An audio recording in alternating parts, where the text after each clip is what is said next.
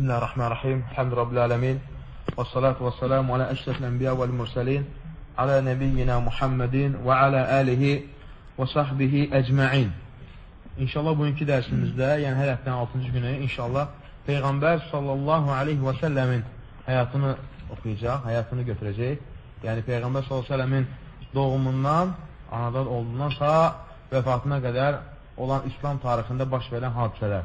Bu əlbəttə ki, mühümdür. Çünki hər bir müsəlman Peyğəmbər sallallahu əleyhi və səlləm həyatını bilməlidir və xüsusilə İslam dinin əsası, yəni danışandakı İslam dinin əsasından 3 əsas var, 3 dirək var. Onlar bir ki, Allah'ı tanımaq və Peyğəmbər sallallahu əleyhi və səlləm tanımaq və dini dəlillərlə öyrənmək. Biz Allah'ı tanımaq məsələlərinə, təvhid dərslərinə toxunuruq.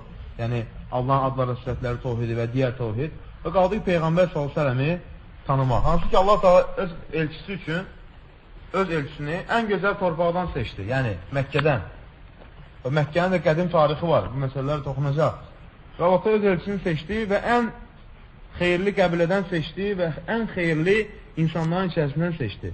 Və onun özünə əlbəttə ki, elçi elədi, Peyğəmbər s.ə.v vasitəsilə insanları cəhənnəm əzabından və insanları zülmətdən nura çıxartdı. Ona görə hər bir müsəlmana vacibdir ki, Peyğəmbər sallallahu aleyhi və səlləm həyatını bilsin. Yəni, Peyğəmbər s.ə.v sevgisini iddia eləyən, Peyğəmbər s.ə.və tabi olduğunu iddia eləyən, əlbəttə ki, Peyğəmbər s.ə.v həyatını öyrənməlidir.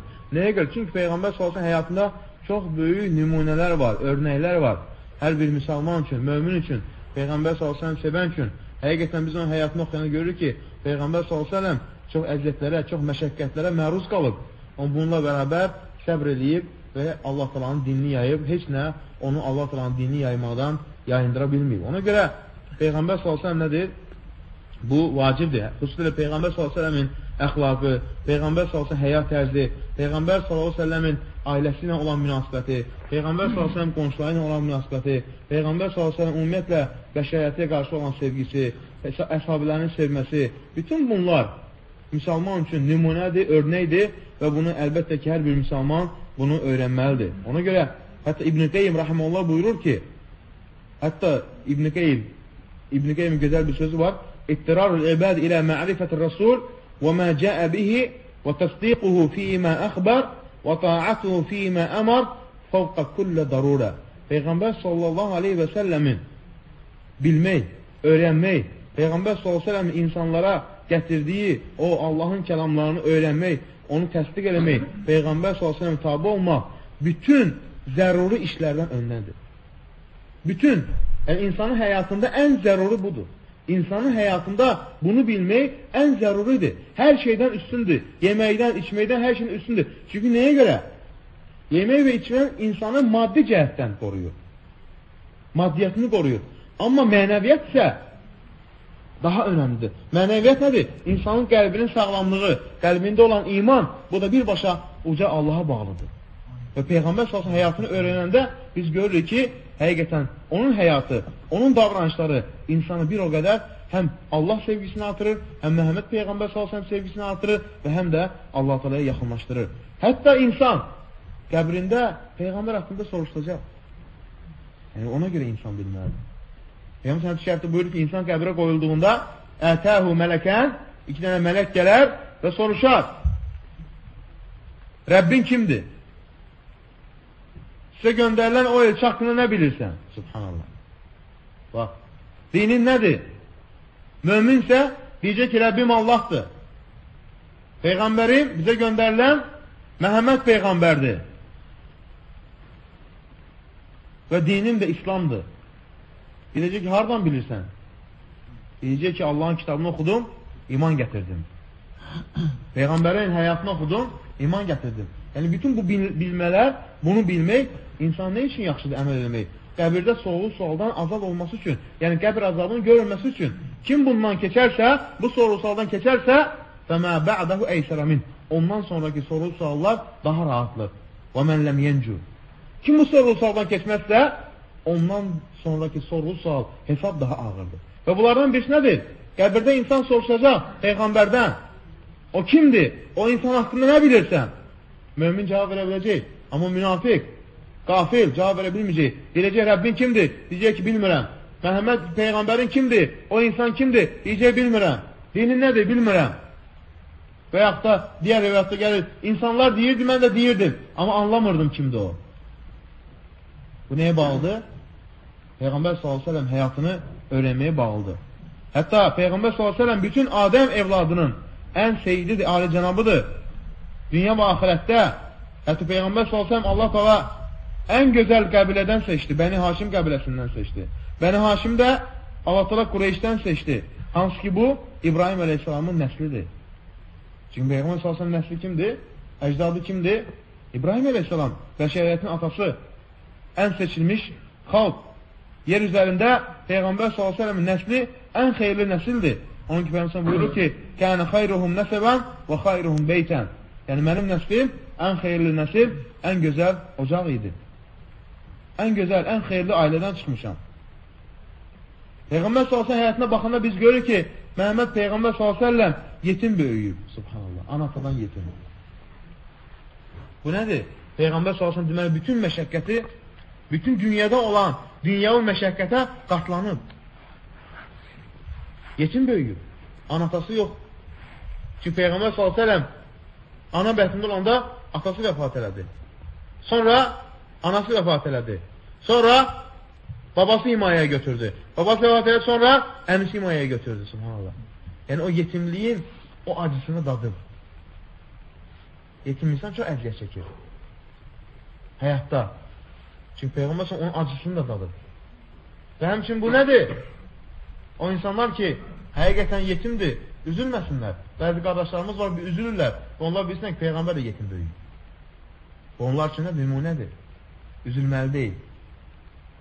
Bəşəriyyətin ən xeyirlisi, ən fəzilətlisi, ən yaxşı Peyğəmbər özü yetim böyüyüb, s.ə.v. Alta Quran-Kərimdə buyurur ki, ələm yecidkə yetimən fəəvə.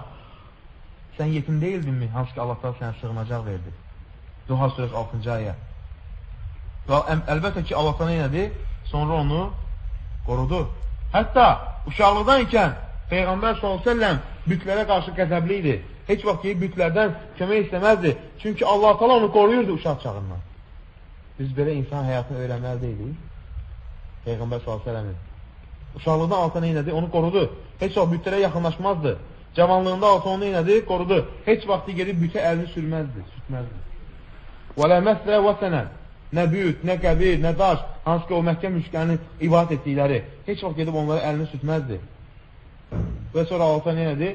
Yetim böyüməsinə baxmayaraq, altına himayəsini aldı. İnsanlar ona baxdı və sonra Məkkənin ən varlı, ən təmiz, ən gözəl, ən iffətli qadını Xədir radiyallahu evləndirdi, Allah evləndi. Hardan, hara? Hətta Peyğəmbər heç nə yox idi. Nəyinə görə? Sadiqliyinə görə, əminamanlığına görə. Yəni o gözəl əxlaqına görə Xədir radiyallahu hətta özü onunla evlilik təklif elədi. Çünki Allah nədir? Onu uşaq çağından əlbəttə ki, qorumuşdur. Hansı ən gözəl qadın idi, ən ağıllı qadın idi Xədir radiyallahu. Ondan sonra Allah təala Peyğəmbər sallallahu elə bir qövmə göndərdi ki, o qövm bütpərəstlik içərisində idi. Ona görə biz birinci bilməliyik, Peyğəmbər s.ə.v-in hansı topluma göndərilib, hansı cəmiyyətə göndərilib. Biz onu bilsək ki, o cəmiyyətin halı nə idi? Biz o vaxtı daha da Peyğəmbəri daha çox sevərik və həqiqətən Peyğəmbərin dəyərini daha çox anlayarıq. Hansı topluma göndərdi, hansı cəmiyyətə göndərdi və onları Allah Taala'nın ən sevimli insanları etdi. Doğru dinə dəvət etməklə. Hansı ki, Məkkə müşrikləri rəzillik içərisində yaşayıblar. Bütün çirkin əxlaqlar onlardaydı. Amma sonra nə oldu? Ən gözəl əxlaqlı insanlar oldu. Oradan kimlər çıxdı? Əbu Bəkir, Ömər, Osman, Əli və digər sahabələr. Digər yüzlərlə sahabələr. Ona görə bunu bilmək xeyir var. Hansı ki, o qövm nə idi? Bir-birinin qanını tökürdülər qəbilələr. Qovumluq əlaqəsi yox idi. Allahdan başqasına ibadət edirdilər. Qadınlara haqqı yox idi. Qadınların miras payı yox idi.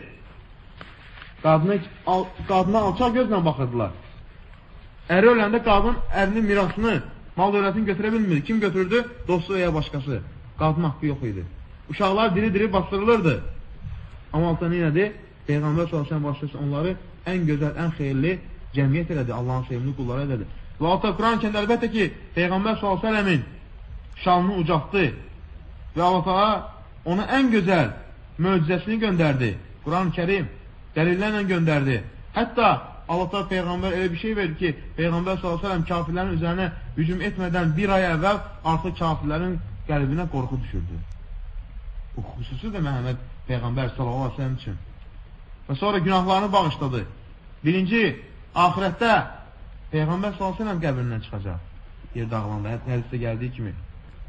Və bütün insanlar da yenə də Peyğəmbər s.ə.v şəfaətçi olacaq. Subhanallah. Hədis şərifdə gəldiyi kimi, insanlar Arasat meydanında olanda gedəcək Adəm Əleyhisselam yanına ki, ey Adəm, sən Allah Taala'nın birinci məxluqsan, Allah səni öz əli ilə yaradıb. Allah dərgahında bizim üçün şəfaətçi ol. Bu müsibətdən, bu zülmətdən qutarsın. Deyəcək ki, mən öz nəfsimi düşürəm. Çünki Allah'a asi olmuşam. Gedin İbrahimin yanına, gedin filanın yanına, gedin filanın yanına. Axırda hamısı gəlirlər Peyğəmbər s.ə.v yanına. Əlbəttə, onun şəfaətə nail olmaq üçün Peyğəmbər s.ə.v həyatını da gözəl bilmək lazımdır. Onun örnək götürüb, onun həyatını örnək götürüb, insan gəlir öz həyatında, öz davranışında neynəsin, onu tətbiq etsin ki, inşallah Peyğəmbər sallallahu aleyhi və səlləmin şəfaətinə nail olsun. Və o da şəfaət edəcək insanlara. Yəni Allah Taala'dan bağışlama deyəcək ki, ey Allahım, onların günahlarını bağışla. Və sonra ən çox Peyğəmbərlər içərisində ən çox arxasında gedən ümmət Məhəmməd Peyğəmbər s.ə.v-dir. Həmçinin birinci cənnətə girən yenə Məhəmməd Peyğəmbər s.ə.v buyurur ki, Peyğəmbər s.ə.v birinci cənnətin qapısını deyib, cənnətə girən mənəm. Məndən sonra insanlar cənnətə girəcək. Və birinci sırat körpüsündən keçən yenə odur. Və kənə abdən şükura. Allah Taala'nın şükretmiş qul, hansı Quran-ı Kərim ortada buyurdu. Şükredən qul. Çünki gecə namazına qalxardı Peyğəmbər s.ə.v hətta ayaqları şişənə qədər ibadət edərdi. Hansı ki, Allah Taala'nın bütün keçmiş və gələcək günahlarını bağışlamışdır. Hətta Ayşə radiyallahu buyurur ki, radiyallahu anhə, ey Allah'a sən nəyə görə bu qədər ibadət etsin? Artıq Allah Teala sənin bütün keçmiş və gələcək günahları bağışlayıb. Peyğəmbər buyurur ki, əfələ əkun əbdən şəkura. Məhər mən Allah Teala'ya şükr edən qullardan olmayım mı? Hətta ayaqları şişərdi. Və Peyğəmbər deyir ki, namaz mənim üçün gözümün nurudur. Namaz qılanda hətta Peyğəmbər s.ə.v Abdullah bin Şəxir buyurur ki, Peyğəmbər bir gün deyir, Peyğəmbər s.ə.v evinə gəldim və o namaz qılırdı.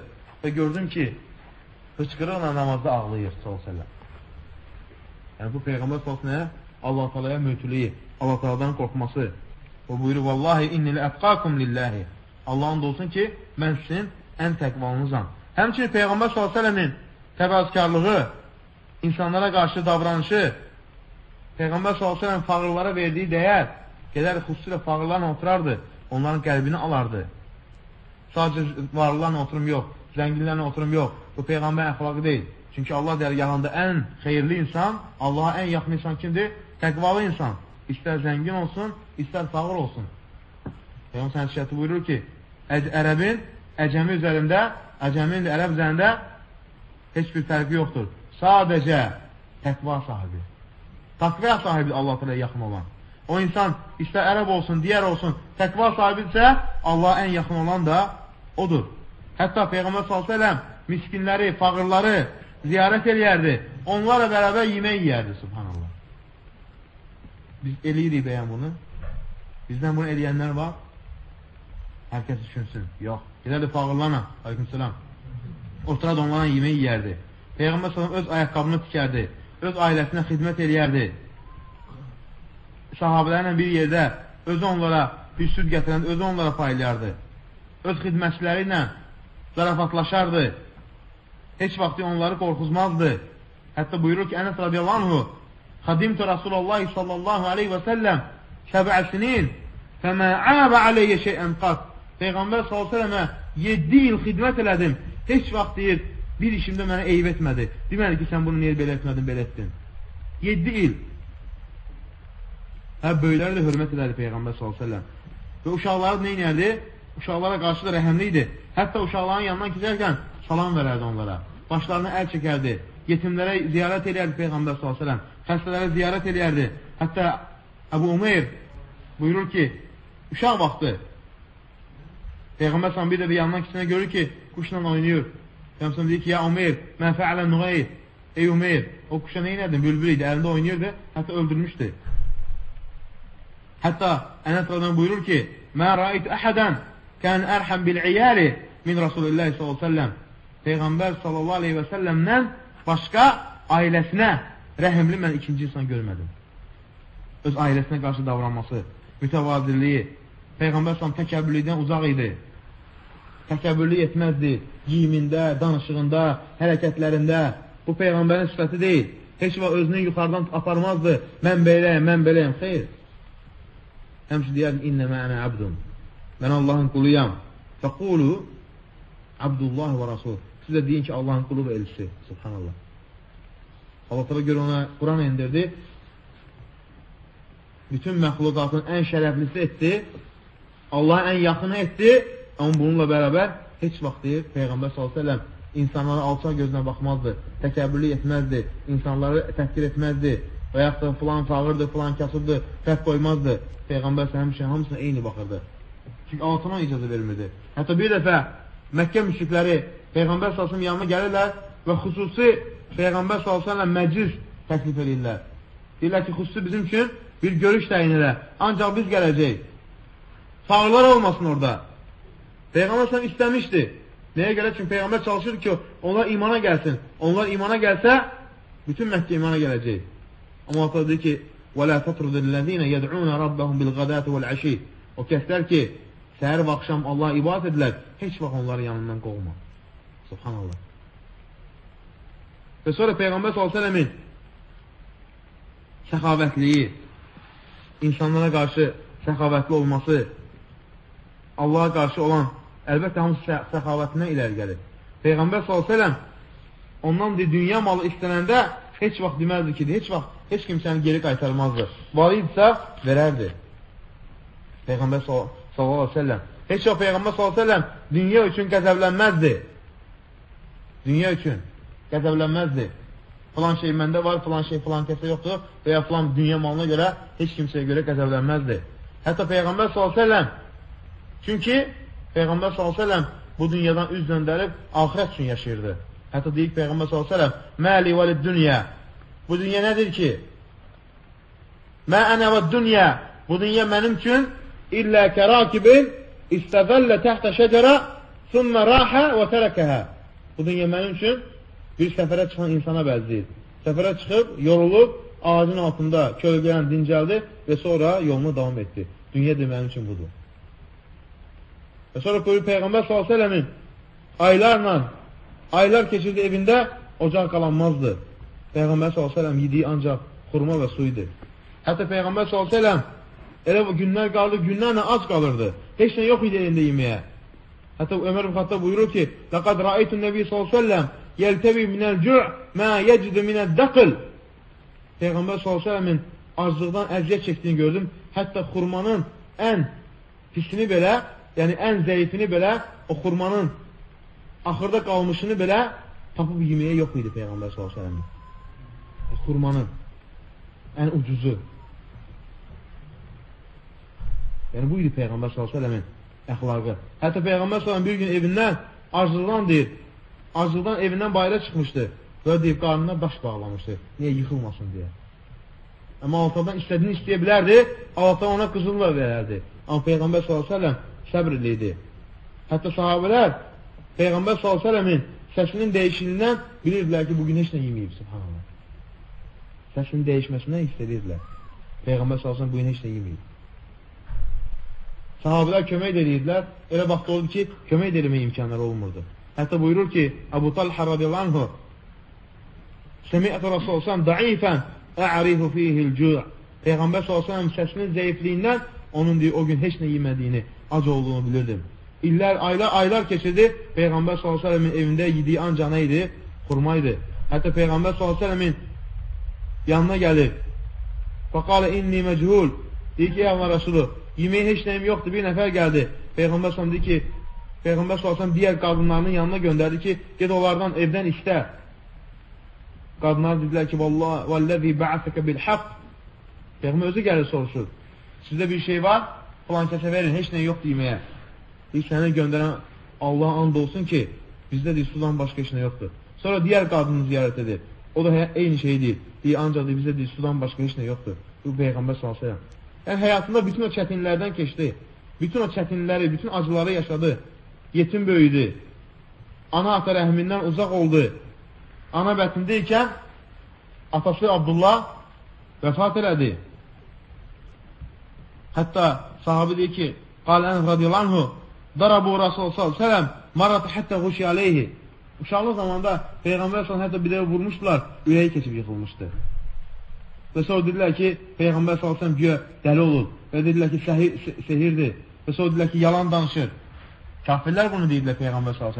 Amma Peyğəmbər s.ə.v özləri əziyyət edirdilər. Hətta Peyğəmbər s.ə.v Məkkədən çıxarkən belə qorxa-qorxa çıxdı və hicrət edəndə. Çünki onu öldürmək istədilər. Peyğəmbər s.ə.v-in dişini sındırdılar. Peyğəmbər s.ə.v-in yaraladılar Uhud döyüşündə. Hətta üzündən qan gəlirdi. Peyğəmbər s.ə.v-in. Hətta yeməyinə zəhər qoydular. Peyğəmbər s.ə.v-in. Ələ saldılar. Amma bütün bu müsibətlərə qarşı yenə nə inirdi? Səbr edir. Çünki Allah buyurur ki, fasbir kəmə sabara ulul əzmi minər rusul. Səndən əvvəlki o şərəfli, dəyərli, fəzilətli Peyğəmbərlərin səbr etdiyi kimi sən də səbr et. Onun ki, Peyğəmbər s.ə.v nə inirdi? Həmişə səbr edir. Hətta Peyğəmbər s.ə.v Ayşəyə buyurur ki, radiyallahu anhəyə, ya Ayşə, ləqad laqiti min ummikə mə laqit. Peyğəmbər s.ə.v o keçmiş vaxtlarını yadına salır. Deyir ki, ey Ayşə, sənin qövmündən çox zülüm görmüşəm. Yəni, Qureyşi qəsd edir ki, Peyğəmbər nə edir? Əziyyət edirlər. Peyğəmbər s.ə.v həyatdayken 6 dənə evladı vəfat elədi. Ən böyük acı. Baxın, görün necə insan idi Peyğəmbər s.ə.v. Yəni, bu həyatda bütün acıları, bütün əziyyətləri görüb, yetim böyüyüb, əziyyətə düçar qalıb, evladları vəfat eləyib, 6 evladı vəfat elədi Peyğəmbər s.ə.v. Amma yenə də Peyğəmbər s.ə.v o hüzün Peyğəmbər s.ə.v-i dəvətdən geri qoymurdu. Səbrini tükəndirmirdi. Hətta Peyğəmbər buyurur ki, لَقَدْ اُوْزِيتُ فِي اللّٰهِ وَمَا اُوْزِي أَحَدٌ. Allah yolunda mənə elə əziyyət edilib ki, sizdən heç vaxt belə bir əziyyətə düçar olmamışsınız. Və Allah yolunda mənə çox nə ediblər? Əziyyət veriblər. Buna və Peyğəmbər s.ə.v qəlbi deyir, rəhmətlə dolu idi. Hətta Peyğəmbər s.ə.v eşitəndə ki, namaz qılanda uşaq ağlayır, namazını tez qılardı, qısaldardı. Uzun qılmazdı. Çünki nəyə görə? Peyğəmbər s.ə.v-in həmişə yadına düşərdi. Uşaqlıq çağında gördüyü o əziyyət. Hətta Peyğəmbər s.ə.v bir dəfə Bəqi qəbristanlığını ziyarət edir, anasının qəbrini. Peyğəmbər s.ə.v oturub ağlayır. Allah-u istədim ki, onun üçün bağışlama diləyim, deyə Allah-u icazə vermədi. Çünki müşrik ölmüşdülər. Amma Allah-u icazə istədim ki, anamın qəbrini ziyarət edeyim, deyə Allah-u mənə nədir? İcazə verdi. Və Peyğəmbər s.ə.v anasının qəbrini ziyarət edəndə ağlayır. Və həmçinin Peyğəmbər s.ə.v İbrahim oğlunu, yəni hətta uşaq ikən tez-tez gedərdi, öpərdi. İbrahim uşağı xəstə olanda bir də Peyğəmbər s.ə.v ağlayır. Öpərdi onu, iyiləyərdi, qoxulayardı. Amma bununla bərabər nə inərdi? Ölüm ayağında, öz evladı. Kim buna dözə bilər bu səbrə? Uşağı can verir. Peyğəmbər buyurur ki, innəl aynə lətədmə. Gözdən yaş gəlir. Və innəl qalbə lə yəhsən. Qəlbi hüzün çəkir, üzülür. Və lə nəqulu illə mə yurd Rabbuna. Ancaq biz Rəbbimizin razı qaldığı şey deyə bilərik. Və innə alə firaqı ya İbrahim ləməhzunun. Ey İbrahim, biz səni tərk etdiyimiz üçün çox deyil hüzün çəkəcək. Hüzün çəkirik. Bu Peyğəmbər s.ə.v baxın, yəni bütün həyatda olan o bütün əziyyətləri, məşəqqətləri hamısını görüb. Həmçinin Peyğəmbər s.ə.v ən ucu əxlaqa sahibi idi. Heç vaxt heç kimsəni deyir, əli ilə gedib vurmazdı, döyməzdi Peyğəmbər s.ə.v. Nə evladını, nə qadınını, nə xidmətçisini. Hətta xidmətçisi Peyğəmbər s.ə.v xidmət eləyənlər danışır Peyğəmbər s.ə.v-in əxlaqından. Və həmçinin Peyğəmbər s.ə.v insanlara qarşı o qədər rəhmətli idi ki, hətta buyurur ki, Cərir ibn Abdullah mə rəani Rasulullah s.ə.v illə təbəssümə. Peyğəmbər həmişə məni görəndə təbəssüm edirdi. Peyğəmbər s.ə.v insanları görəndə eləyərdi? Təbəssüm eləyərdi. Yəni səbr eləyərdi, təbəssüm eləyərdi, insanları sevindirərdi, insanlara qarşı gözəl danışardı. Bütün ən gözəl əxlaq da hamısı Peyğəmbər s.ə.v nə eləmişdi? yığılmışdı. Ona görə buyurur ki, İbn Teymiyyə rəhməhullah Peyğəmbər s.ə.v-lə bütün onun həyatına baxanda görür Peyğəmbər s.ə.v heç vaxt deyir, bir dəfə də olsa yalan danışmayıb, heç kimsəyə zülm eləməyib, heç kimsəyə xəyanət eləməyib, ən doğru danışan idi, ən adili idi, əhdinə vəfa olan idi. İnsan ixtilaf zamanında, qorxu zamanında ən sabit olan da yenə də Məhəmməd Peyğəmbər sallallahu aleyhi və səlləm idi. Ona görə hər bir insan, onun həyatını öyrənən insan, nəyə görə Peyğəmbər s.ə.v həyatını öyrənir? Daha çox Peyğəmbər s.ə.v sevsin, Peyğəmbər s.ə.v-in həyat tərzini öyrənsin. Çünki insanın qazanacağı xoşbəxtlik Allah və Rasulun sevgisinə bağlıdır. Kamil sevgi.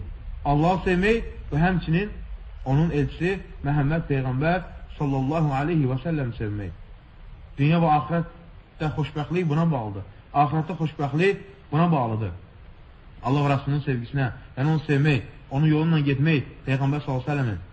Ona görə hər daim Peyğəmbəri insan mömin sevməlidir. Peyğəmbər buyurur ki, Sələtun mən kunnə fihi vəcədə bihinnə halavətil iman. Kimdə üç şey varsa, o da iman ləzzətini duyar. İman ləzzətini dadar. İmanın ləzzətinin nə olduğunu bilər. Və onlardan birisi odur ki, ən yəkunallahu və rasuluhu əhəbbə iləyhi mimmə sivahumə. Allah və Rasulunu hər şeydən çox sevmək. Hətta öz atanasından, evladından, bütün xalqdan Allah və Rasulunu eləmək, çox sevmək. Hətta bu özü Peyğəmbər s.ə.v-i sevmək, bütün bəşəriyyətin, bütün elçilərin ən fəzləsini sevmək özü imandandır. Altta buyur Quran-ı Kərimdə Ən-nəbiyyü əvlə bil-mü'mininə min ənfusihim. Əhzab 6.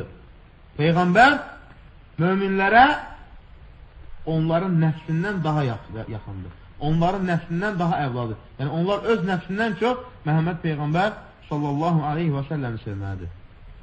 Onun ki, alimlər buyururlar ki, yəni bu məsələdə odur ki, onun Peyğəmbər s.ə.v-i sevmək, Peyğəmbər s.ə.v-in yoluna tabi olmaq, hətta buyurur ki, Lə yu'minu əhədukum həttə əkunə əhəbbə iləyhi min vələdihi və validihi və nəsi əcməin. Sizdən biriniz məni özündən, öz nəfsindən, evladından, valideynlərindən çox sevmədikcə mömin iman gətirmiş deyildir. İman gətirmiş deyildir. Çünki Peyğəmbər s.ə.v-i sevmək Allah'ı sevməkdir və Peyğəmbər s.ə.v-i sevən insan Peyğəmbər s.ə.v-lə cənnətdə bir yerdə ola bilər. Əgər o insan həqiqətən tovhid əhlidir, şirk əhli deyil, tovhid əhlidir və Peyğəmbər s.ə.v sevir, o inşallah Peyğəmbər s.ə.v bərabər olacaq. Dedik, hədisdə gəlir ki, bir nəfər gəlir ki, ey Allah, ya Rasulallah, mətə səə. Bir nəfər gəlir ki, ey Allah Rasulullah, qiyamət nə vaxtdır? Qiyamət ki, və mədə ə'adətə ləhə. Qiyamət üçün nə hazırlamısan? Nə hazırlaşmışsan? Nə əməl görmüsən? Qalə, mə ə'adət ləhə min kəsirin, salatin və savmin və sədəqa. Ey Allah Rasulullah, qiyamət üçün çoxlu namazım, orucum, zəkatım yoxdur. Yəni, ancaq fərzləri yerinə getirmişəm. Nafilə namazlarım belə yoxdur. Vələkinni uhibbullah və rasulə. Vələkin mən Allah Rasulunu çox sevirəm. Peyğəmbər buyurdu ki, əntə mə'əmən əhbəbdə. Sən sevənlə bir yerdəsən. Subhanallah. Bu onun üçün neydi? Bir müjdə idi. Sən sevənlə bir yerdəsən. Həqiqətən ixlasına görə soruşan sahabə Peyğəmbər buyurdu ki, sən sevənlə bir yerdəsən. Ona görə Ənəs rədiyallahu anh buyurur ki, hədisi rivayətçisi, "Bənə uhibbun Nəbi sallallahu əleyhi və səlləm." Mən Peyğəmbəri, Əbu Bəkri, Öməri, sahabələri sevirəm və Allah Taala'dan arzum odur ki, onlarla bərabər Allah Taala məni həşr etsin. Onlarla bərabər olun. Subhanallah. Bu Peyğəmbər sallallahu əleyhi və səlləmin nədir? Sevgisi. Yəni Peyğəmbər sallallahu əleyhi və səlləmi sevmək, Peyğəmbər sallallahu əleyhi və səlləmin yolu ilə getmək və həqiqətən də o hədisdə buyurduğu kimi nə hazırlamısan? Deyir ki, çox namazım, zəkatım, orucum da yoxdur. Yəni fərzləri yenə o qədər nafilə sahibi də eləyəm. Olar ki, mən Allah Rasulunu sevirəm, Peyğəmbər deyir, sən sevənlə bir yerdəsin inşallah. Bu hamısı nəyə bağlıdır yenə? Peyğəmbər sallallahu aleyhi və səlləmin həyatını gözəl öyrənməyə. Hətta Peyğəmbər sallallahu aleyhi və səlləmin öyrənmənin məqsəd nədir? Peyğəmbər sallallahu aleyhi və səlləmə hörmət eləmək, Peyğəmbər sallallahu aleyhi və səlləm insan təzimlə yanaşmaq, onun üzərinə düşən nədir? Vacibdir. Yəni, qəlbində etiqad eləməlisən, Peyğəmbər sallallahu aleyhi və səlləm elçi olduğuna, Peyğəmbər sallallahu aleyhi və səlləm xüsusi Allah Taala'nın ən sevimli peyğəmbəri olduğuna, ən yüksək peyğəmbəri olduğuna və qəlbində belə ona qarşı, peyğəmbərə qarşı İncillik, peyğəmbərə qarşı nəsə bir, necə deyərlər, şübhə olmalı deyil. O insandır inşallah. O qəlbi təmiz insandır inşallah. Peyğəmbər s.ə.v. bərabər olacaq o sevgisi ilə. Yəni, Peyğəmbər s.ə.v. qarşı sərt olmaqdan, ləhsizlə, hətta sözündən belə, Peyğəmbər s.ə.v. qarşı söz belə, yəni bir acı söz belə deyə bilməzsən. Elə şeydən çəkinməlisən, əgər sən Allah Rasulunu sevirsənsə. Hətta Muhammed ibn Munkedir, hədis alimlərindən, tabinlərdən, Peyğəmbər s.ə.v. hədis haqqında soruşanda deyir, oturub ağlayırdı, sonra cavab verirdi, subhanallah. Çünki nəyə görə? Peyğəmbər s.ə.v. həqiqətən tanıyırdı. Peyğəmbər s.ə.v. kim olduğunu bilirdi. Həyatını oxumuşdu, öyrənmişdi, özü hədisləri rivayət etmişdi. Onun çox insan Peyğəmbər s.ə.v. həyatını bilmir. Və sadəcə belə Muhammed Rasulullah, Məhəmməd Allahın elçisidir. Amma onun həyat tərzinə baxanda, o bütün həyatını oxuyanda, o vaxtda insanda daha da sevgi artır.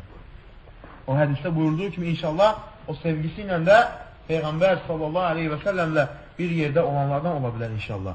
Hətta buyurur ki, deyər Abdurrahman ibn Məhdi, ən məşhur hədis alimlərindən, Peyğəmbər sallallahu hədisini soruşanda görsəydi ki, bir nəfər danışır, deyərdi ki, səsinizi ucatmayın. Lə tərfi aşağıda fəvqə səhv nəbi, səsinizi Peyğəmbərin səsinə ucatmayın. Hörmətə bax, subhanallah. Bu ayə inmişdi Peyğəmbər s.ə.v. həyatında ikən. Qadağan etmişdi Allah Teala sahabələrə ki, səslərini ucatsınlar, Peyğəmbərdən hündür səslə danışsınlar Peyğəmbərin yanında. Hətta hədis alimi Abdurrahman Məhdi Peyğəmbərin hədis danışanda, eşləndə ki, bir nəfər danışır, bu ayəni dəli gətirədir. Yəni, Peyğəmbərin səsindən çox səsini ucatma. Subhanallah. Bu nəyə bağlıdır? Peyğəmbər s.ə.v. qarşı olan ehtiramına, Peyğəmbər s.ə.v. qarşı olana sevgisinə.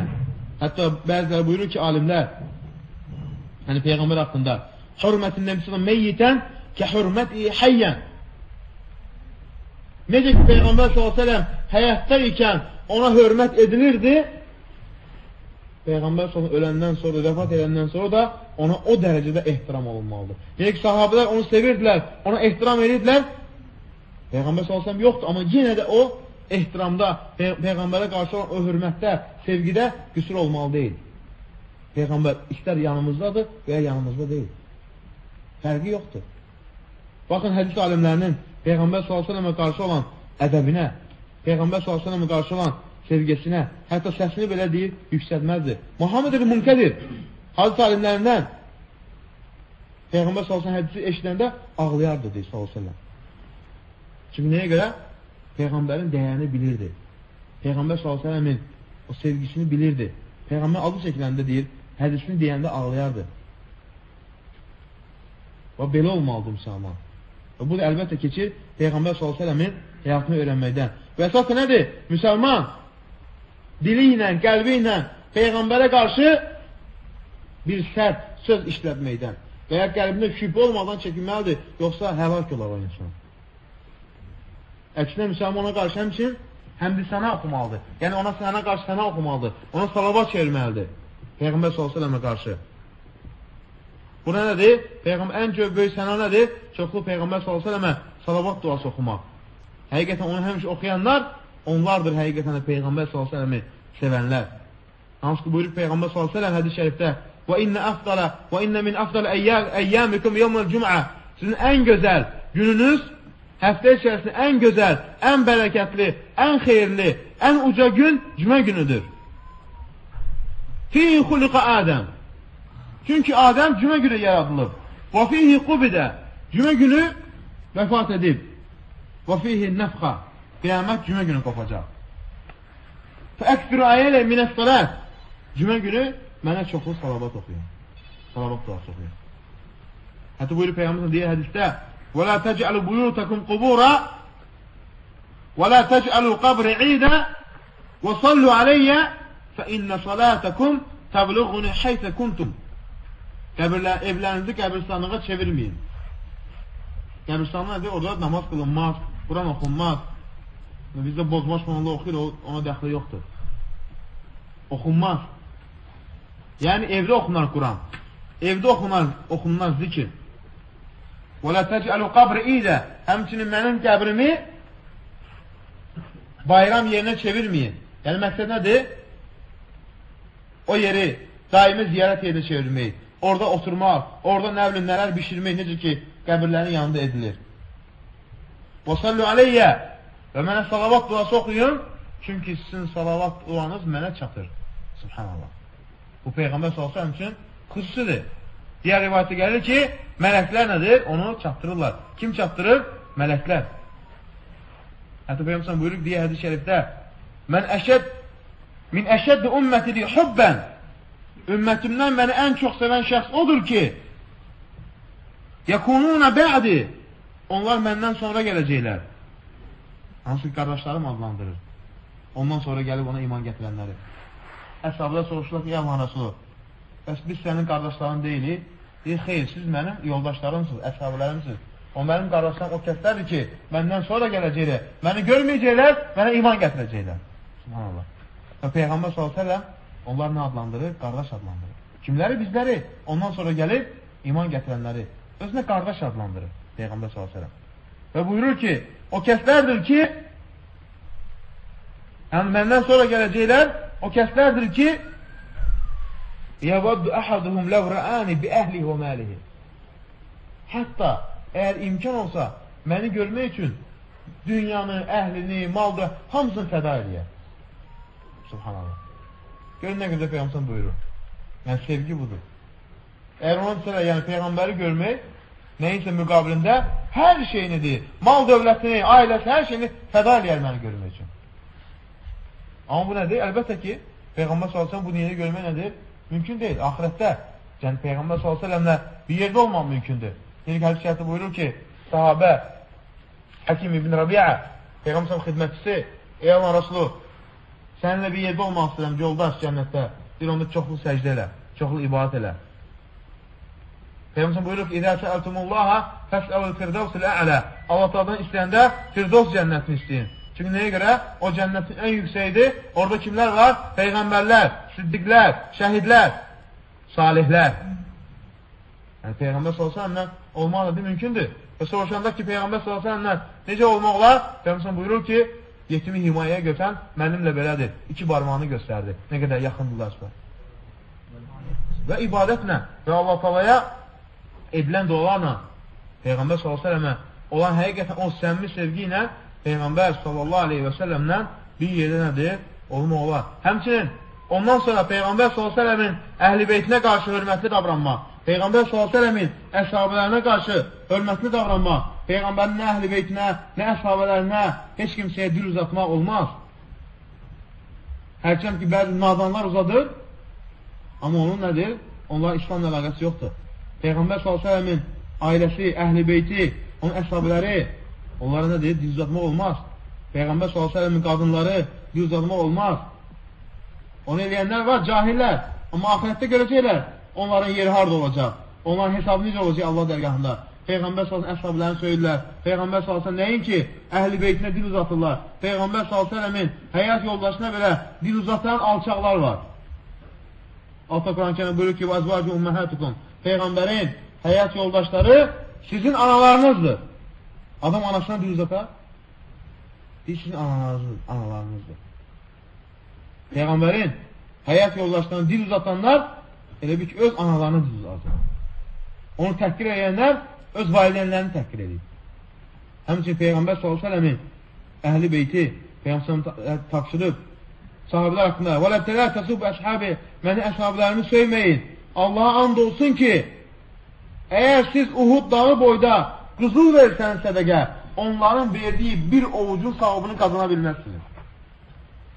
Hansı ki, o çətin gündə onlar Peyğəmbər s.ə.və kömək eləmişlər. Həmçinin Peyğəmbər s.ə.v-in əhl-i beyti buyurub Peyğəmbər s.ə.v əhl-i beytimi sizə əmanət qoyub gedirəm. Əhl-i beytimə qarşı diqqətli davranın. Necə ki, hədis şəriflərə gəlir. Ona görə bütün bunlar nədir? Müsəlman nədir? Üzərinə düşən vəzifə borc və bunların da əlbəttə ki, hamısı və hamısı Peyğəmbər sallallahu aleyhi və səlləmin həyatını, Peyğəmbər sallallahu aleyhi və səlləmin həyat tərzini öyrənməkdən keçir. Yəni, mömin üçün, müsəlman üçün, Allah və Rasulunu sevən üçün Peyğəmbər sallallahu aleyhi və səlləmin həyatı nədir? Böyük nümunədir. İnşallah Peyğəmbər s.ə.və yoldaş edənlərdən etsin. Və biz də çalışsaq ki, bacardığımız qədər Peyğəmbər s.ə.v-in həyatına toxunaq. Və Peyğəmbər s.ə.v-in birinci Peyğəmbər s.ə.v-in həyatını, yəni anadan olduğunu öyrənməmişdən əvvəl bilmək lazımdır ki, Peyğəmbər s.ə.v-in göndərildiyi o ictimaiyyət necə idi? O Məkkədə nələr baş vermişdi? O Məkkədə insanların durumu nə idi? Çünki o bizə daha da Peyğəmbər s.ə.v-in sevgisini artıracaq. Peyğəmbər s.ə.v-in necə bir ali insan olduğunu, Peyğəmbər s.ə.v-in dəyərli olduğunu, çünki nəyə görə? Peyğəmbər elə bir qövmə göndərilmişdi ki, o qövmdə artıq bütün əxlaqi dəyərlər ayaq altındaydı. Bütün əxlaqi dəyərlər tapdalanmışdı. Heç bir gözəl əxlaqi dəyər artıq qalmamışdı, məhv olmuşdu. Bütün çirkinliklər var idi. Amma Peyğəmbər s.ə.v neynədi? Bütün bunlara baxmayaraq səbirlə, Allah-u Teala'ya dua etməklə Peyğəmbər nədir? Onları dəvət elədi. Hansı ki, Məkkəyə baxdığımızda, Peyğəmbərliyi gəlməmişdən əvvəl dini duruma baxdığımızda çox acınacaqlı idi. Çünki onlar bütlərə ibadət edirdilər. Yenə ki, bütü birinci dəfə kim gətirdi? Amr ibn Lihəl Xuzai, Ərəb yarımadasına qəbilə başçısı, Şama mühacir üçün gedəndə gördü ki, insanlar orada bütlərə ibadət edirlər. Oradan bütləri gətirdi, Kəbənin ətrafından diktirdi. Hətta şeytan onlara vəsvəsə elədi ki, Nuh Aleyhisselamın dövründən qalan o 5 dənə salih, hansı ki salih insanların şəklini çəkmişdi, onlara büt düzətmişdi. Şeytan vəsvəsə elədi, torpağın altından qazıyıb onu da çıxartdılar. Onu da Kəbənin ətrafına inədilər, bastırdılar, dikdilər. Onun görə Peyğəmbər hədis-i buyurur ki, Amr ibn Lihəl Xuzai haqqında deyir ki, mən onu yuxuda gördüm, yəcurru qasbu finnar, bağırsaqları tökülmüş halda cəhənnəmdə gəzən gördüm onu. Cəhənnəmdə sürünən gördüm. Çünki o, birinci dəfə heyvanları yük daşımağa, heyvanları işlətməyə haram buyurur. Çünki nə demişdi? Bu heyvanlar bütlər üçün. Hədis şərifdə gəlir, Buxarıda gəlir. Çünki deyir ki, bütlərə nəzr olaraq heyvanların üzərində heç nə daşımaq olmaz. Heyvanları sağmaq olmaz. Çünki nəyə görə? Bütün bu heyvanların hamısı bütlərə nəzr olunur. Birinci şirki də Ərəb yarımadasına Amr ibn Lihəl Xuzai gətirdi. Onun Peyğəmbər deyir ki, onu nə elədim? Cəhənnəmdə gördüm. Amr ibn Xuzai. Və digər rivayətdə buyurur ki, hansı ki, Məkkə müşrikləri artıq İbrahim Əleyhisselamın dinindən uzaqlaşmışlar. İbrahim Əleyhisselamın dinindən artıq heç nə qalmamışdı. Onlar nə edirlər? Bütlərə ibadət edirlər. Və elə zənn edirdilər ki, həmən bütlər onları Allaha yaxınlaşdırır. Altı Quran-Kərimdə buyurur ki, وَيَعْبُدُونَ مِنْ دُونِ اللّٰهِ مَا لَا يَضُرُّهُمْ وَلَا يَنْفَعُهُمْ Onlar özlərindən zərər verə bilən, nə də fayda verə bilməyəcək bütlərə ibadət edirlər. وَيَقُولُونَ Onlar deyirlər ki, هَؤُلَاءِ شُفَعَاءُنَا اِنْدَ اللّٰهِ Onlar deyirlər ki, bunlar bizim Allah dərgahında şəfaətçilərimizdir. Yəni onlar demirlər ki, büt yaradandır, hər şey. Xeyr, deyirlər bu bütlər salih insanların bütüdür. Bunun içərisində salih insanın ruhu təmsil olunur və bu bütlər bizi Allaha yaxınlaşdırır. Yunus surəsi 18-ci ayə. Və digər ayətlərdə Allah təala nə edir? Onların o batil etiqadda olduğunu Allah təala Quran-ı Kərimdə buyurur. Hətta həcci belə dəyişdirmişlər. Həccin qaydalarını nə eləmişlər? İbrahim Əleyhisselamdan qalmış bütün həccin qaydalarını dəyişdirmişlər. Onlar Arafatda gedib durmaq əvəzinə gedib Müzdəlifədə və başqa yerlərdə dururdular. Altı Quran-ı Kərimdə onların hətta ibadətləri haqqında buyurur ki, onların ibadətləri, yəni neydi onların ibadəti? Mə kənə salatu indəl beyti illə mükəən və tasliyə. Onların da Kəbə ətrafında ibadəti əl çalmaq və fışdırıq çalmaqdan başqa bir şey deyildi. Çünki nə eləmişlər? Artıq İbrahim Əleyhisselamdan qalan dini hamısını dəyişdirmişlər. Yəni baxın, hətta Allahın adları və sifətlərini belə o Məkkə müşriklərinə edirlər, inkar edirdilər. Hətta qayda qoymuşlar ki, kim Kəbəni ziyarət etməyə gəlirsə, digər qəbilələrdən uzaqlar mütləq Məkkə əhlinin satdığı paltarı alıb giyib tavaf eləməlidir. Güya onlar təqva əhlidir, kənardan gələnlər nəcisdir. Kimin paltarı yox idi? Lüt tavaf edirdilər. Hətta qadınlara belə məcbur edirlər ki, lüt tavaf eləsinlər. Nə eləmişlər? Bütün İbrahim Əleyhisselamdan qalan o gözəl, o hənif, dinini dəyişdirmişdilər. Və sonra Allahın adları və sifətlərini inkar edirdilər. Onlar Rəhman sifətini qəbul etmirdilər və digər. Və Allah şərik qoşurdular. Deyirdilər ki, Allah istəməsə biz qoşmazdıq. Yəni Allahın qədərini neyirdilər? İnkar edirdilər. Və xüsusilə bir çox ibadət növlərində ölümü də, yəni insanın öləndən sonra diriləcəyini də inkar edirlər. Və buyururlar ki, وَقَالُوا اِنْ هِيَ إِلَّا حَيَاتُنَا الدُّنْيَا نَمُوتُ وَنَحْيَا وَمَا يُهْلِكُنَا إِلَّا الدَّهْرِ Cəhət surəsi 23-cü ayə. Onlar deyirdilər ki, ancaq dünya həyatı bu dünyadır. Biz ölürük və dirilirik. Bizi ancaq zaman öldürür. Yəni Allah Taala'nın öldürməsinə, dirilməsinə, Allah Taala'nın sifətlərinə və qədərinə iman gətirmirdilər. İbadətləri nə eləmişdilər? Dəyişdirmişdilər. Onun ki, Peyğəmbər hədisə buyurur ki, Ərba'an fi ümməti min əmril cahiliyyə la yetrukuhunna. 4 şey vardır ki, ümmətimdə cahillərdən qalma, çirkin, pis əlamətdir, ümmətim onu tərk etməyəcək. Buyurur Peyğəmbər s.ə.v. Hansı ki, o 4 şey nədir? Əl-fəxru fil-əhsəb. Nəsillə, sülalə ilə fəxr eləmək. Yəni, başqalarını təhqir eləmək. Mənim nəslim belədir, filandır.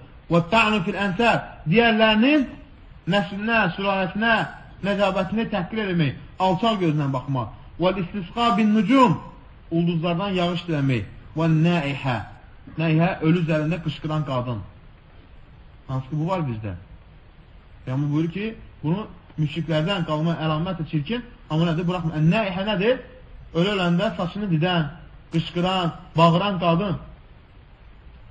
Yəni, bunlar hamısı cahillərdən qalma nədir? Əlamətdir. Və yaxud da əqidəni dəyişdirmişlər və bütün dini məsələlərdə artıq dönmüşlər. Hətta buyurur ki, Allah Quran-ı Kərimdə, yəni onların çirkin əməllərindən ümumiyyətlə onlar nə idi? Diri-diri qız uşaqlarını bastırırdılar. Allah Quran-ı Kərimdə buyurur ki, وَإِذَا الْمَوْعُودَةُ سُئِلَتْ بِأَيِّ ذَنْبٍ قُتِلَتْ O diri-diri bastırılan uşaq soruşulduğu zaman, nəyə görə öldürüldün? O soruşulduğu zaman nə cavab verəcəksən? Yəni, nə cavab verəcəklər? Çünki nə eləmişlər? Dəyişmişdilər. Qız uşaqlarını diri-diri bastırdılar. Güya qeyrətdən. Güya bunlar qeyrət sahibidir. Diri-diri qız uşağını bastırırdılar. Özəldə diri-diri. Diri-diri oyurdular, bastırırdılar. Amma hətta Məkkədə ikən bəzi insanlar var idi, gedib o uşaqları alırdı, bastırmağa qoymurdu, böyüdürdü. Onlardan biz Əbu Bəkir radiyallahu anh. Hətta cahili dönəmizdə. Subhanallah. Gəlib onları götürərdi, deyərdi, öldürüncə mənə sat puluna. Niyə öldürürsən? Götürərdi, onu böyüdərdi. Və sonra deyərdi ki, böyüyəndən sonra istəyirsən gəl götür, öz qızındır. Subhanallah. Amma bu əlbəttə ki, hamısı nədir? Cahiliyə, yəni Məkkə əhlinin onlardan qalma nə? Çirkin sifətlər. Amma bununla bərabər Məkkədə bir çox həniflər qalmışdır. Hənif, yəni doğru dində olan, İbrahim əleyhissalamdan qalan o doğru din üzərində olanlar bəziləri qalmışdır. Bunların birisi kimdir? Zeyd ibn Amr ibn Nufeyl. Çox az adam var idi ki, təmiz əqidəni bilirdi. İbrahim əleyhissalamdan və yaxud da ki, xristiyanlıqdan qalma düzgün əqidəni bilirdi. Və bunlardan birisi kim idi? Zeyd ibn Amr ibn Nufeyl. Subhanallah. Həmişə deyir, belini deyir, Kəbəyə sökəyər, oturardı orada. Deyər ki, ya məşədə Qureyş, ey Qureyş, vəlləzi nəfsi Zeydin biyədihi. Yəni, Zeydin əli, Zeydin canı əlində olan Allaha and olsun ki, sizdən biriniz heç kimsə deyir, artıq İbrahim əleyhissalam dinin üzərində deyilsiniz. Subhanallah. Çünki İbrahim əleyhissalam nədir? Dinini bilirdi. Və sonra nə inirdi? Onlara qadağan edirdi. Deyir ki, Allahdan başqasına ibadət eləməyin. Mənim və sizin Rəbbiniz tək olan Allahdır. Hətta uşaqları qoymazdı bastırmağa. Uşaqların çoxunu özü də alardı və deyərdi ki, onları nə ilə? Öldürmə. Hətta Peyğəmbər s.ə.v-in bir rivayətlərine gəlir ki, hətta Zeyd, həmən bu Zeyd, Qureyşə qadağan eləyərdi. Yəni, bütlərə heyvan kəsməyi. Deyər ki, inni ləst əkulu mimmə tədlə alə ənsabikum. Və kəsəndən sonra deyər ki, sizin bütlər üzərinə kəsdiyi heyvanların mən ətini yemərəm. Həmçinin mən Allahın adı çəkilməyən heyvan ətini yemərəm. Qureyşi nə eləyərdi? Eyb eləyərdi. Qadağan eləyərdi. Deyərdi ki, onlara, əşyədu xalaqəhəllah. Bu qoyunu, bu heyvanı Allah yaradıb. Allah səmadan yağış endirib. Allah bu ağacları, otları çıxardıb. Və bundan sonra siz deyir, Allahdan başqasından mı kəsirsiniz? Onlara nə edirdi? İnkar edirdi. Ona ki, Peyğəmbər buyurur ki, hədis şərifdə gəlir, yəni bu hədis şərif səhiddir. Dəxaltul cənnə fərəaytu li Zeyd ibn Amru davhəteyn. Cənnətə girdim və cənnətdə Zeyd ibn Amrun üçün qəsr gördüm. Çünki nəyə görə? Doğru din üzərində qalmışdı. Və onlardan birisi də Varaq ibn Nufəl, Xədicənin əmisi oğlu, hansı ki, doğru din üzərində qalmışdı. Hətta Peyğəmbər s.ə.v Xədicə bir dəfə gəlib deyəndə ki, ona ki, İnnəhu yara davən, yaxşı ən yakuna bihi cunun. Peyğəmbər s.ə.v belə bir nur görür. Qorxur, bu nə ola bilər?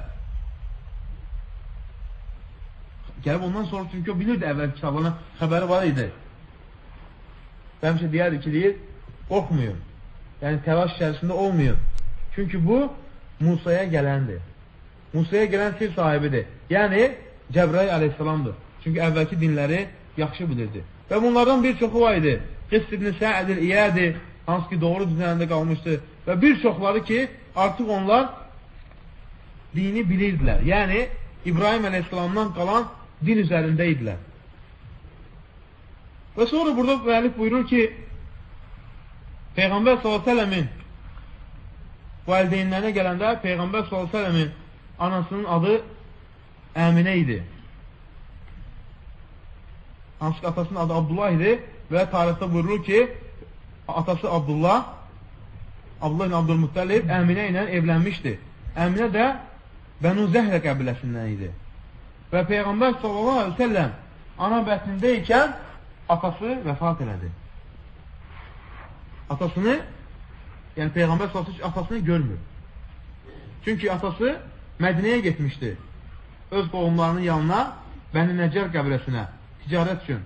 Geri qaydanda xəstələnir və vəfat edir və orada da neynirlər? Onu dəfn edirlər. Onun ki, rivayətlərdə gəlir, səhih rivayətlərdə Tuğfiyə əbuhu və ummu hublə minhu bihi. Anası hamilə ikən Peyğəmbər, atası artıq bu dünyadan köçmüşdür. Bu dünyadan köçmüş, vəfat eləmişdir. Və sonra buyurur müəllif burada Peyğəmbər s.a.v-in nəsəbi, yəni Peyğəmbər s.a.v-in sülaləsi, Peyğəmbər s.a.v-in sülaləsi ən ərəb qəbilələr içərisində ən xeyirli, ən şərəfli sülalə idi. Hətta Peyğəmbər s.a.v hədis şəriflərdə buyurduğu kimi mən fəxr etmirəm, amma ki ən şərəfli nəsillərdən birisiyəm. Diğer rivayətlərdə buyurur ki, İnna Allah istəfə Kinənə min vələdi İsmail. Allah Teala Kinənə qəbilədir. Kinənəni İsmail evlatlarından seçdi. Vəstəfə Qureyşən min Kinənə. Qureyşi də Kinənədən seçdi. Vəstəfə min Qureyş Bəni Həşim. Qureyşin içərisində də Bəni Həşim qəbiləsini seçdi. Vəstəfəni min Bəni Həşim. Və Allah da məni Bəni Həşimdən seçdi. Yəni Peyğəmbər s.ə.v hardan idi? Bəni Həşim qəbiləsindən. Ona görə bu digər rivayət Peyğəmbər s.ə.v buyurur ki, İnna Allah azə və cəl yevmə xaləqəl xalq cəələni fi xeyrihim. Allah Teala bütün məxluqatını yaradanda məni ən xeyirli sülalə içərisindən seçib.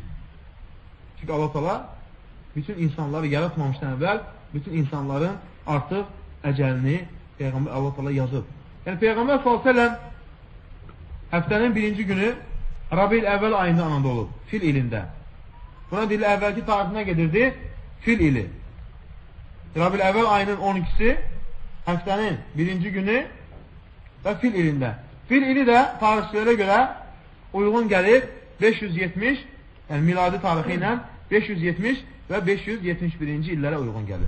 Hansı ki, nəyə görə fil ili deyirdilər? Çünki fil hadisəsini baş verdiyi üçün fil ili deyirdilər. Hansı ki, Peyğəmbər s.ə.v-in doğulmamışdan əvvəl Həbəşlərdən bir dəstə xristiyan Kəbəni dağıtmaq üçün getmişdi. Hansı Allah Quran-Kərimdə buyurur ki, Ələm tərə keyfə fə'lə rabbuka bi əshabil fil. Rəbbinin fil sahiblərinə etdiyini görmədinmi? Allah Teala onların hiləsini onlara geri qaytardı. Və ərsələrəyim tayrən əbəbil.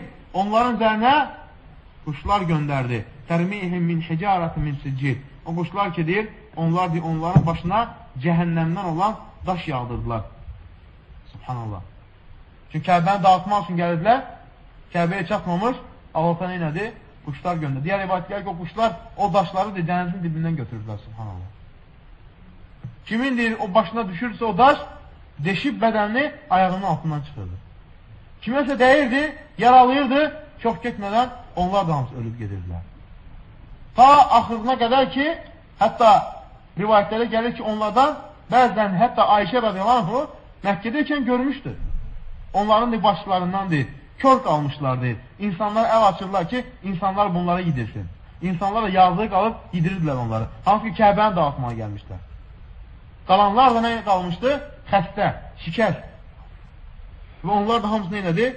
Sonra əlbəttə ki, hamısı öldü, getdi. Çünki Allah nədir? Kəbənin sahibi Allah-Teala'dır və Allah-Teala Kəbəni qoruyur.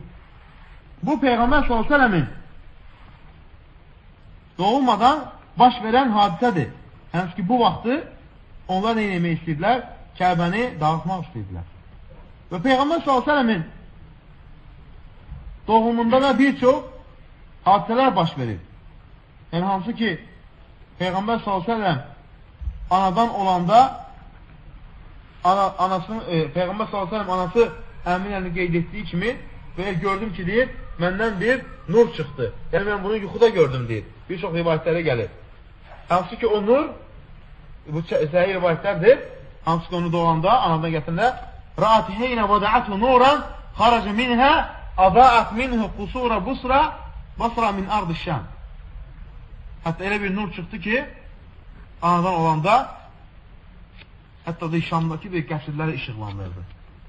Bu özü, Peyğəmbər sallallahu aleyhi və səlləmin gəlməyinə nə idi? İşarə idi.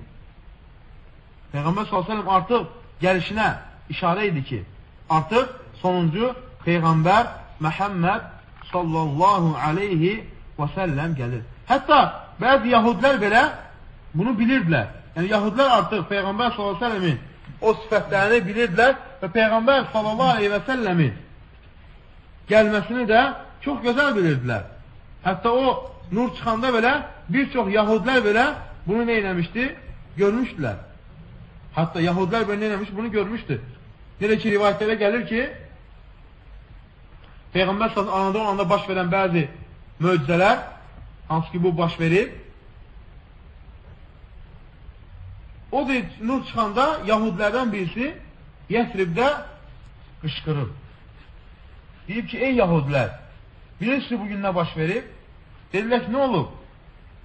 Deyib, bu gecə artıq o göndəriləcək Əhmədin, yəni o göndərəcək Məhəmmədin, Əhməd deyirlər onlar, onun ulduzu çıxıb. Artıq onlar işarətlə bilirdilər Peyğəmbər s.ə.v-in artıq gəldiyini, doğulduğunu. Hətta yahudlar bunu bilirdilər. Amma nə elədilər? Bununla bərabər iman gətirmədilər. Əhməd deyirdilər. Çünki nəyə görə? Allah Quran-ı Kərimdə buyurur ki, hətta İsa Aleyhisselam'da nə dedi? Yəti min bə'di ismuhu Əhməd. Bəndən sonra gələcək, onun adına olacaq, Əhməd olacaq. Necə ki, rivayətlərdə gəldiyi kimi. Və sonra Peyğəmbər sallallahu aleyhi və səlləmin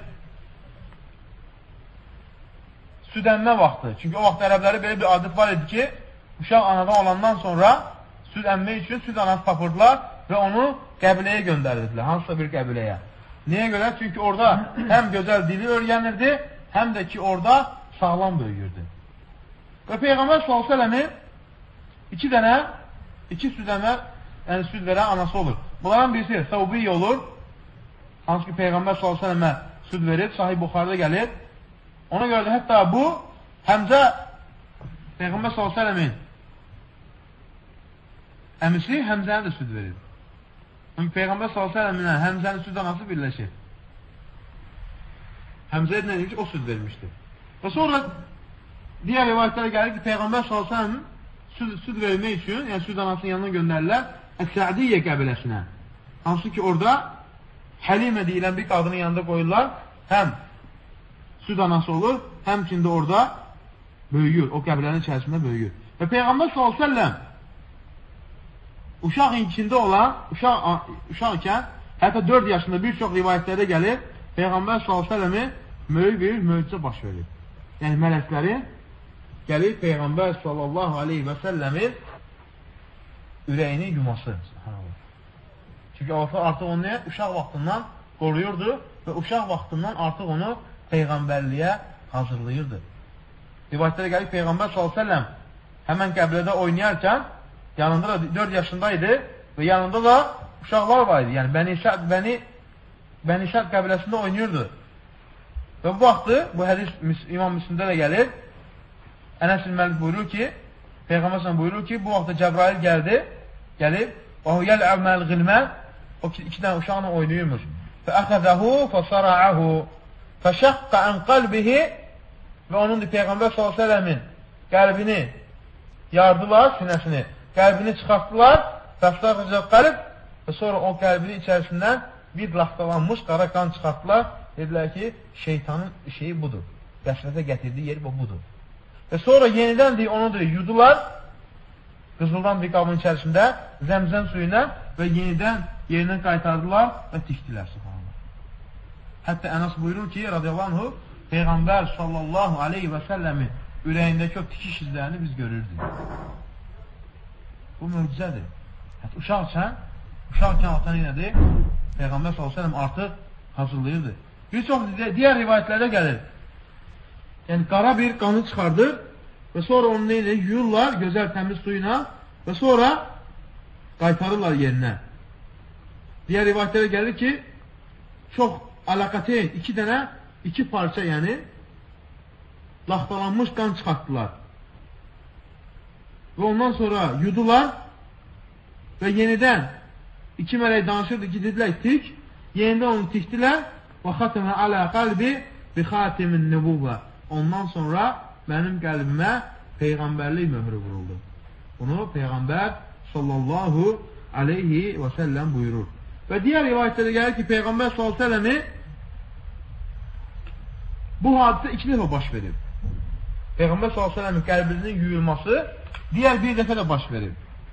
Birinci, uşaq olanda, ikinci isə İsra gecəsi, yəni Meyraca çıxanda. Bu da ki, səhih rivayətlərdə gəlir, hansı ki, onda da Peyğəmbər sallallahu aleyhi və səlləmin qəlbini, ürəyini, yəni çıxardıb yuyublar. Bu səhih rivayətdir. Orada buyurur ki, müəllif, yəni bir çox rivayətlərdə var, hansı ki, Peyğəmbər sallallahu aleyhi və səlləmin gəlib, o buyurur ki, digər rivayətlərdə, bu vaxtı Peyğəmbər sallallahu aleyhi və səlləmi, uşaqlar görür ki, 2 nəfər gəldi, Peyğəmbəri uzatdılar, qəlbini təmizlədilər, bu vaxt uşaqlar həmən görənlər, qorxa-qorxa qaçır Həlimənin yanına, olmuş hadisəni danışırlar və bu vaxtı səs yayılır ki, Məhəmməd artıq ölüb. Və sonra görürlər ki, Peyğəmbər s.ə.v qayıdıb gəlir. Ondan sonra Həlimə qorxur, deyir ki, uşağı geri qaytarır. Subhanallah. Yəni, bu hadisələr nədir? Süd anası qorxur. Dəhşətli bu hadisə. Ürəyini çıxardırlar, yuyurlar, yenidən yeri qoyurlar. Ona görə buyurur ki, Ənəs radiyallahu anhu, mən onun sinəsində o tikiş izini görürdüm. Baxanda hiss olunurdu ki, Peyğəmbər s.ə.v ürəyində, yəni sinəsində o tikiş izi var. Çıxartdılar, qəlbini yudular, o laxtalanmış şeytanın əsas vəsifə gətirdiyi o qanı, o laxtalanmış qanı çıxartdılar, yudular, yenidən ürəyi yeri qoydu. Çünki nəyə görə? Hər şey ürəyə bağlı. Çünki Peyğəmbər s.ə.v buyurur ki, İnnə fil cəsədi mudğa. İnsanın deyil cəsədli bədəndə elə bir ət parçası var ki, o ət parçası sağlam olarsa, bütün cəsəd sağlam olar. Və idə fəsədətil cəsəd kullə. Əgər cəsədi, o ürək, o həm ət parçası sağlam olmazsa, bütün cəsədi sağlam olmaz. Dedilər ki, nədir? Dedi ki, o da qəlbdir, ürək. Çünki bütün şeylər ürəkdən keçir. Hətta o Quran-ı buyurur ki, onların düşünən ürəkləri yoxdurmu? Onun ki, bəzi anlatı deyir ki, düşünən ürəkdir, sonra beyni öftürür. Əsas nədir? Ürəyə bağlıdır. Çünki hər şey nədən gəlir? Kin, paxıllıq, həsəd, pis işlər, filan, hamısı ürəkdən. Və sonra insan o şeyləri həyata keçirməyə çalışır, həmən pis işləri. Və bu da ki, əlbəttə səhih rivayətdə və sonra buyurur ki, həmçinin Peyğəmbər s.ə.v ikinci dəfə Meyraca gedəndə ikən yenə də mələklər neynirlər? Onun qəlbini yenidən yuyurlar və yenidən neynirlər? Yerinə qaytarırlar. Bunlar hamısı əlbəttə ki, səhih rivayətlərdir. Və sonra Peyğəmbər s.ə.v anası da vəfat eləyəndən sonra Peyğəmbər s.ə.v artıq qalır babasının himayəsində. Və babası da bunu həqiqətən çox sevirdi. Hətta onun üçün elə bir yer ayırmışdı ki, Kəbənin yanında, çünki Qureyş həmçinin nədir? Kəbənin ətrafında oturardılar. Qureyşin başları və fəxr edərdilər onlar bununla.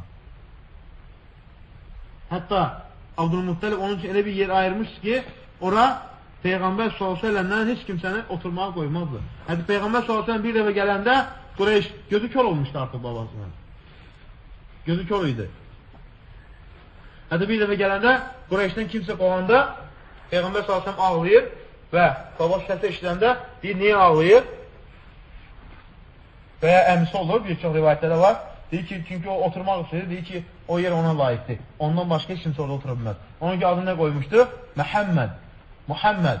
Yəni, təriflənən, tərifə, sənaya layiq olan.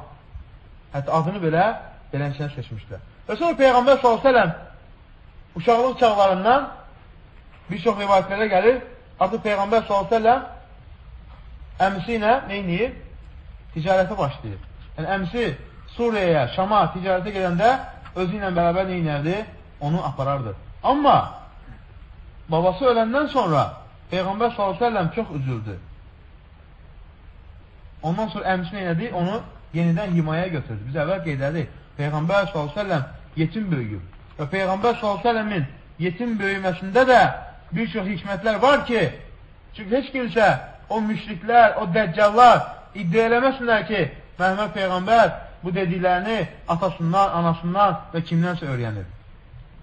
Çünki heç bir şeyi artıq dil uzatmağa onların dəlili yox idi. Ona görə şair deyirdilər, şeirbaz deyirdilər. Heç bir şeydə nədir? Peyğəmbər s.ə.və dil uzatmaq üçün səbəb tapa bilmirdilər. Bu da əlbəttə ki, ayında buyurur ki, bunun da hikməti nədir? Budur, yəni Peyğəmbər s.ə.v-in yetim böyülməsi. Həmçinin Peyğəmbər s.ə.v-in qəlbinin yarını onun təmizləməsinin hikmət neydi? Pis işlərdən uzaq olmaq. Hətta Peyğəmbər s.ə.v uşaqlıqda ikən belə o çirkin işlərə yönəlməzdi heç vaxt.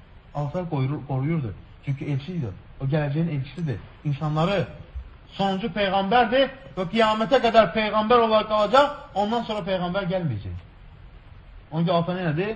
Onun bütün əxlaqı, dəyərləri tapdalayan, bütün o əməllərdən Allah nədir?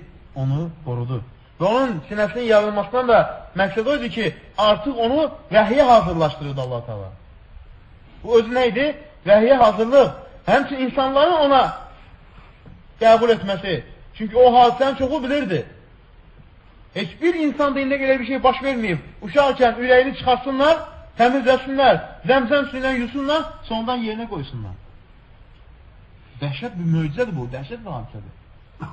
Yəni bunu mümkündür kimsə eləsin? Yox.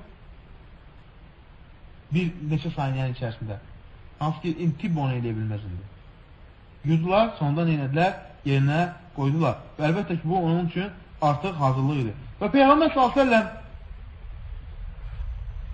uşaqlıq çağında böyüyərkən artıq əmisi onu himayəsinə götürmüşdü və əmisi onu özü ilə ticarətə aparırdı. Və bir dəfə əmisi Abu Talib Şama ticarətə gedəndə Peyğəmbər s.ə.v-i özü ilə aparır. Hətta o ticarət karvanda ki, Qureyşin şeyxləri, başçıları var idi. Yəni, gör necə, uşaq vaxtını necə sevirdi ki, hətta onlar deyə bilmirdilər ki, bizim dəvə karvanında nəyə görə uşağı bizlə aparırsan? Onu sevdiyi üçün, Peyğəmbər s.ə.v həqiqdən çox sevdiyi üçün. Və Şama gedəndə məşhur o rahib hadisəsi var. O hadisə səhihdir. Rahibin yanına düşəndə, yəni onun yanında qalırlar və rahib görür ki, Peyğəmbər s.ə.v hara gedib, başının üstündə bulud gedir, subhanallah. Qoymur altı əziyyət olsun üstüdən. Ağacın altında oturur, ağac əyilir, gölgəliyir. Bütün bunları görəndən sonra əlindən tutur, deyir ki, bütün aləmlərin seyyidi budur, deyir. Bu göndəriləcək. Bu deyir, bütün aləmlərin deyir, Allah talanın deyir, rəsuludur, hansı ki Allah bunu insanlara rəhmət olaraq göndərəcək. Qureyş bu vaxtı çaşıb qalır. Deyir, sən hardan bilirsən bunu? Qureyş müşriklər idi. Sən hardan bilirsən ki, bu bütün aləmə elçi olacaq? Çünki deyir ki, siz hara gedəndə gördüm ki, deyir, ağac deyir, başının üzərində bulud gedir. Ağacın altında oturur, ağac özü əyilir. Yəni, Peyğəmbər s.ə.və kölgə olsun deyə. Və mən bilirəm ki, deyir, o deyir, sonuncu Peyğəmbərdir. Və bunu görəndə sonra qayıdıb gedir onlara yemək bişirir. Rahib onlara nə edir? Yemək bişirir. Yəni, ikram edir, yemək bişirir. Və bu vaxtı digər rivayətlərə gəlir. Yemək bişirəndən sonra adam göndərir, deyir ki, çağırın gəlsin. Gəlsin, özü də baxır. Gələndə görür ki, Qureyş gedir, amma Peyğəmbər harada gedir, Məhəmməd Peyğəmbər uşaq çalından başının üzərində bulud gedir. Olay yaxınlaşanda Qureyşə deyir ki, baxın o buluda. Mən ona görə dedim ki, o deyir, sonuncu, bütün aləmlərə rəhmət olan Peyğəmbərdir. Harada oturun ağacın altında, otururlar, görür ki, ağac nədir? Əyilir. Subhanallah. Bu əlbəttə ki, Peyğəmbər s.ə.v nə idi? Peyğəmbərin hazırlığı. Ona görə digər rivayətlərə gəlir ki, hətta rahib deyir ki, bu vaxtı Əbu Talibə mən Allahın adından çağırıram, Allah xətrinə deyir, gedməyin. Çünki o hara gedirdilər?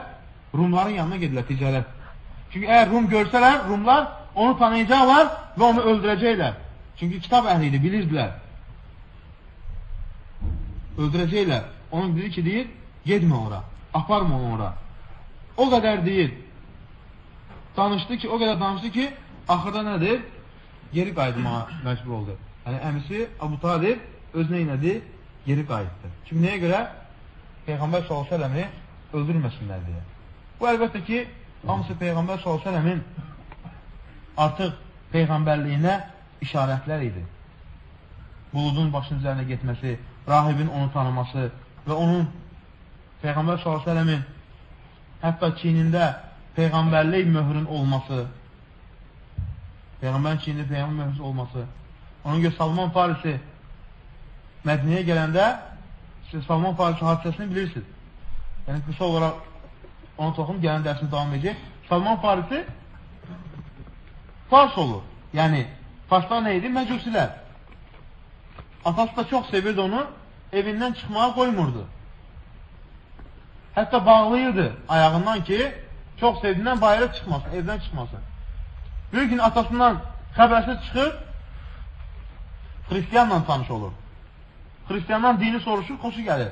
Və deyir ki, yer üzərində düzgün dini bilənlər çox azdır. Məndən başqa bu şəhərdə bilən yoxdur. Onun yanında qalır, öyrənir. Ölən vaxtı deyir ki, mən öləndən sonra gedərsən filan şəhərə. Çünki məndən başqa düzgün dini bilən yoxdur. Amma öləndən sonra cəmaat bastıranda çox əzəmətləşirlər. Rahibi belə deyir ki, amma bu rahib özü deyir, fırıldaq idi. Çünki sizdən alan pulları özü üçün yığırdı. Çünki o ələyini görür. Sonra gedir Salman Farisi həmən digər şəhərdə həmən rahibin yanına. Onun yanında qalır, öyrənir. Və sonunda ən son bir rahibin yanına gəlir. O deyir ki, indi yer üzərində məndən başqa doğru dini bilən yoxdur. Hamısı dəyişdirilir Xristiyanlar. Və sonuncu Peyğəmbər də Mədinədən çıxacaq. Hansı ki, orada xurma bağları var. Və Salman Farisi ona yedirmək istəyəndə, sonra onu aldadırlar. Çünki dəvə kərvanı gedəndə deyir ki, məni də ora aparın. Və Salman Farisi yolda aldadırlar, satırlar yahudilərə, qul kimi. Qul kimi satırlar, gəlir Salman Farisi, bir yahudinin evində işləyir həmişə. Salman Farisi buyurur ki, bir gün deyir, xurma ağacının üzərində xurma pöhrənlərini kəsərkən, işləyərkən və gördüm ki, deyir, yahudi gəldi, deyir.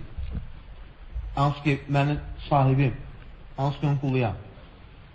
Dedi ki, deyir, artıq çıxıb, gəlib, öz alanlar danışırlar. Hansı Peyğəmbər s.ə.v artıq nə idi? Mədinəyə hicrət edirdi. Deyir, çıxıb, artıq gəlib. Deyir ki, o odur, deyir, hə, odur. Öz alanlar danışırlar. Yəni, Məhəmməddir. Çünki bilirdilər öz kitablarında. Deyir, tabi olacaqsan, deyir, yox, düşmənçi edəcəm. Nəyə görə? Həsədinə görə. Və Salman Farisi bilirdi ki, Peyğəmbər s.ə.v sifətləri var. Sədəqə yemir. Çiynində möhrü var. Peyğəmbərlik möhrü. Allah hamısı nədir? İşarələrdir. Peyğəmbər s.ə.v sinəsində iz var. Hansı ki o, mələklər onu inirlər, açırlar, yuyurlar. Sonra Peyğəmbər s.ə.v yanına yoxlamaq üçün gəlir, gətirir, deyir ki, bu sədəqədir. Hələ iman gətirməyib. Peyğəmbər yemir, verir əshabına, deyir, siz yiyin. Çünki Peyğəmbər biz sədəqə yemirik.